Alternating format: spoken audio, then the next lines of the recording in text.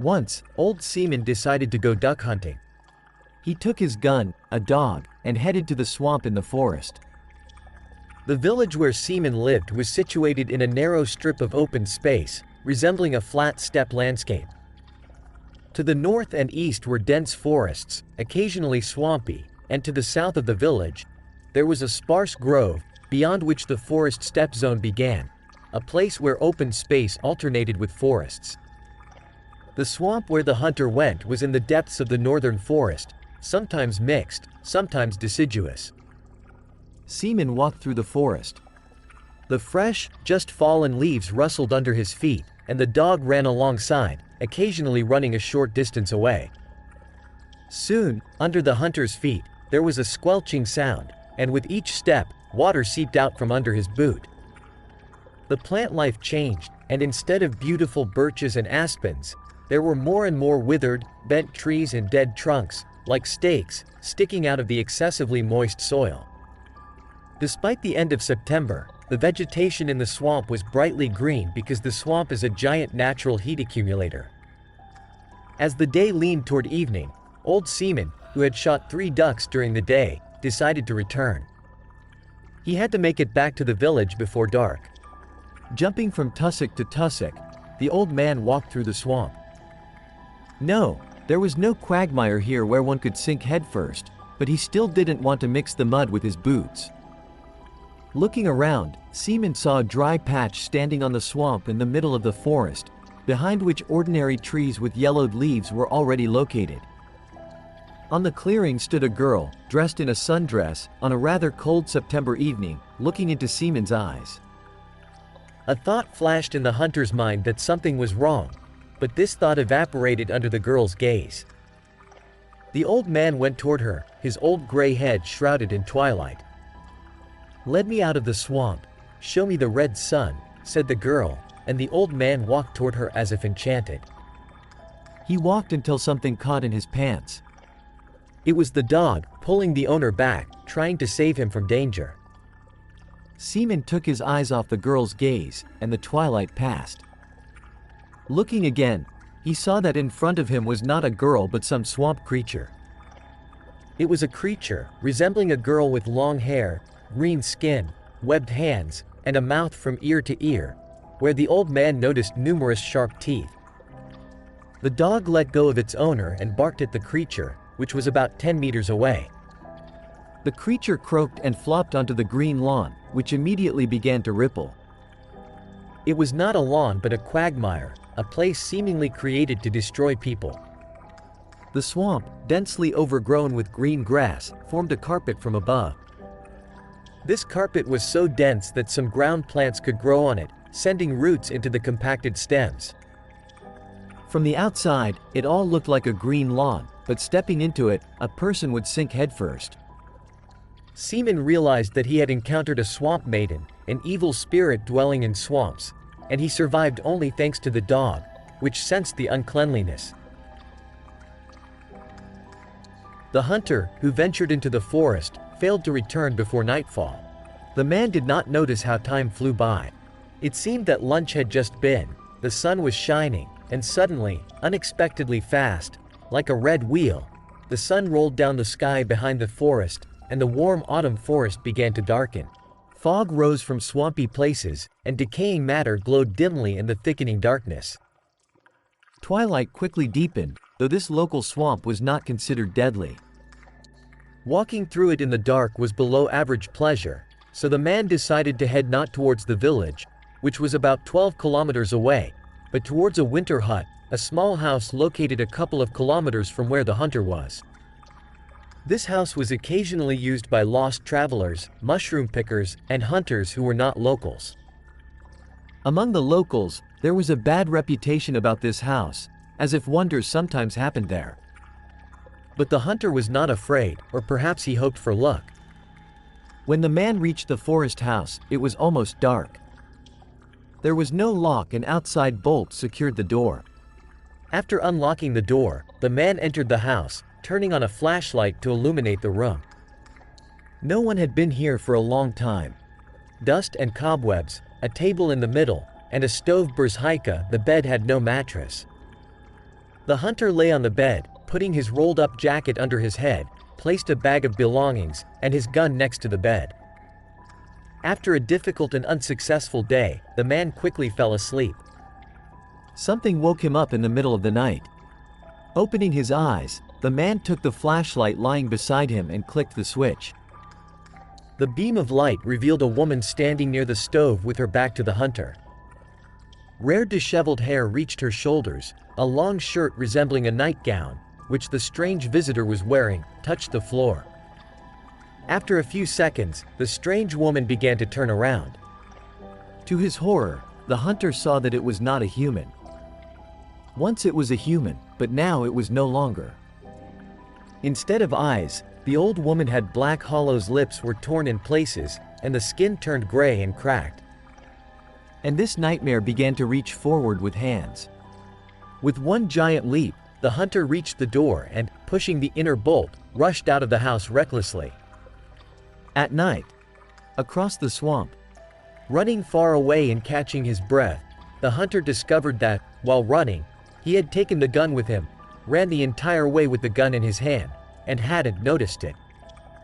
The house was locked from the inside. I locked it, the hunter thought spasmodically. Did she pass through the wall or crawl through the chimney? That's an unclean spirit. That's how wonders happen in this house. The hunter reached his village only by morning. The jacket and the bag of belongings were left in the house. Even in the daylight, he did not dare to return for them. Extra mushrooms. And this story happened with my brother about 10 years ago. On the weekend, my brother went to the forest with his friend Mikhail to pick mushrooms. I'll say it right away. There was no vodka because both of them don't drink. It was mid-October. The trees had shed their leaves and now stood black, bare, stretching their branches to the gray sky. Finding a mushroom clearing, the men began to collect mushrooms in buckets. At that moment, the rare autumn sun peeked out and warmed the fallen forest. The weather was relatively warm during the day, but at night, a frost would set in, just like in Nekrasov's poem, Glorious Autumn, Frosty Nights, Clear Quiet Days. After scouring the clearing and filling buckets with mushrooms, it was time to head back to the city. However, Alicia, the brother, suggested checking what was beyond these trees, and behind the trees was a fallen, rotten trunk, all overgrown with mushrooms. The brother and his friend started trampling what they had already collected, just to fit more. Then, from the depths of his pockets, Misha pulled out 2 huge bags and began stuffing them with mushrooms. They gathered all the mushrooms, filled an entire bag, trampled it as if they were dancing on it. The excitement grew, and they decided to see what was further ahead.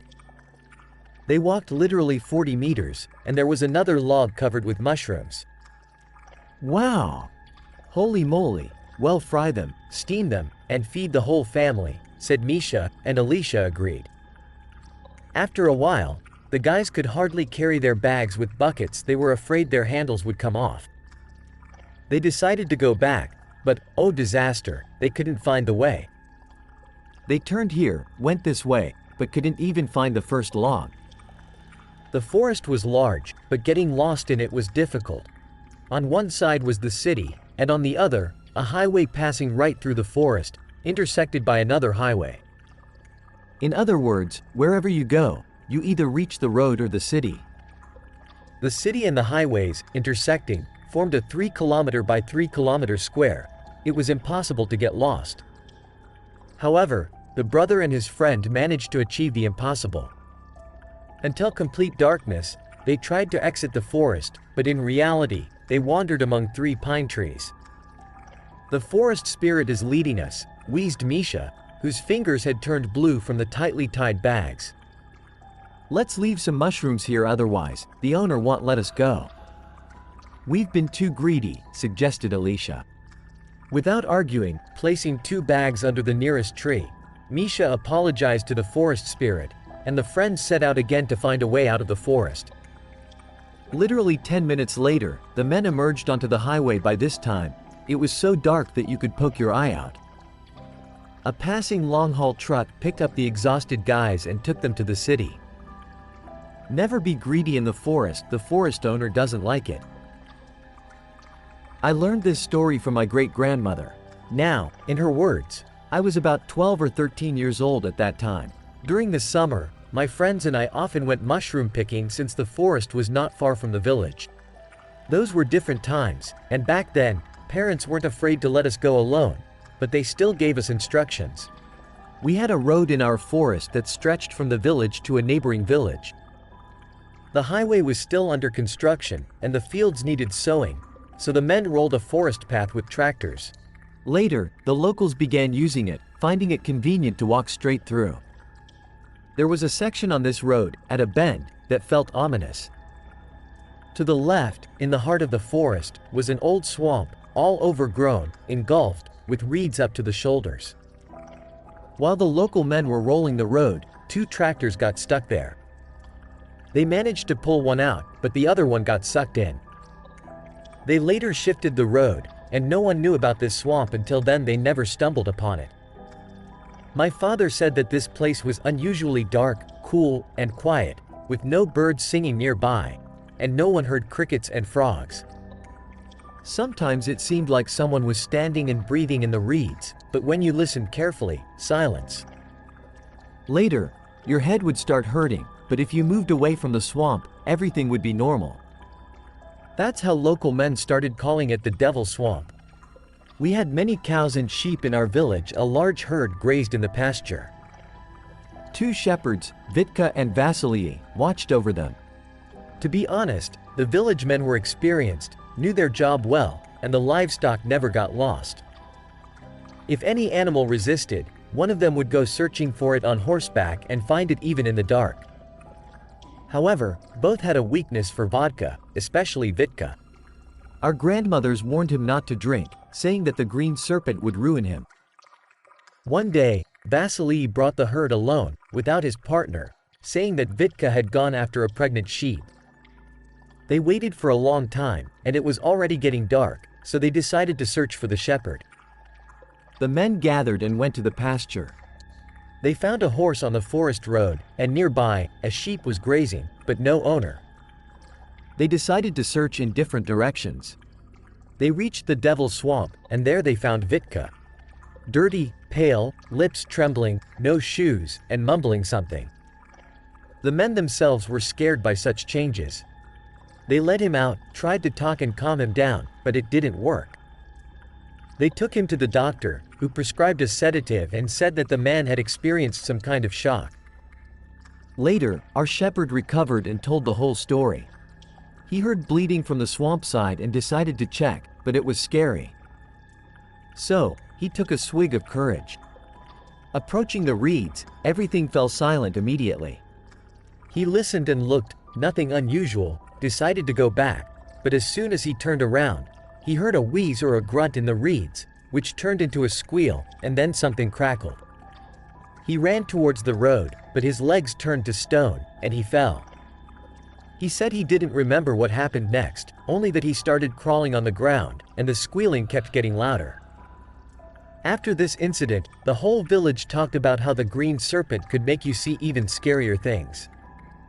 The old people whispered that the devils from the swamp wanted to take away the shepherd. Vitka was still sorry, though. After this adventure, he started drinking even more and died in the winter.